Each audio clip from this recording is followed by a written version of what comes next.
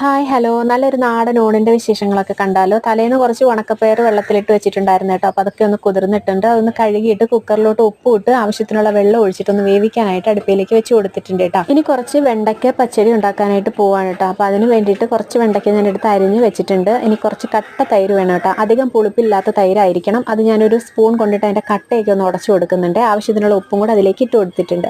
ഇനിയിപ്പോൾ ഒരു ചട്ടി അടുപ്പിലേക്ക് വെച്ച് കൊടുത്തിട്ടുണ്ട്. അതിലേക്ക് വെളിച്ചെണ്ണ ഒഴിച്ചിട്ട് നമ്മൾ അരിഞ്ഞ് വെച്ചിരിക്കുന്ന വെണ്ടയ്ക്കയും കുറച്ച് മഞ്ഞൾപ്പൊടിയും കുറച്ച് മുളക് പൊടിയും കുറച്ച് കറിവേപ്പില ഇട്ടിട്ട് നന്നായിട്ടൊന്ന് വഴറ്റിയെടുക്കണം കേട്ടോ. ആ വെണ്ടയ്ക്ക നന്നായിട്ടൊന്ന് സോഫ്റ്റ് ആയതിന് ശേഷം അത് കോരി നമ്മൾ ഈ തൈരിലേക്ക് ഇട്ട് കഴിഞ്ഞാൽ ഈസി ആയിട്ട് നമുക്കുള്ള വെണ്ടയ്ക്ക കിച്ചടി റെഡി ആയിട്ടുണ്ട് കേട്ടോ.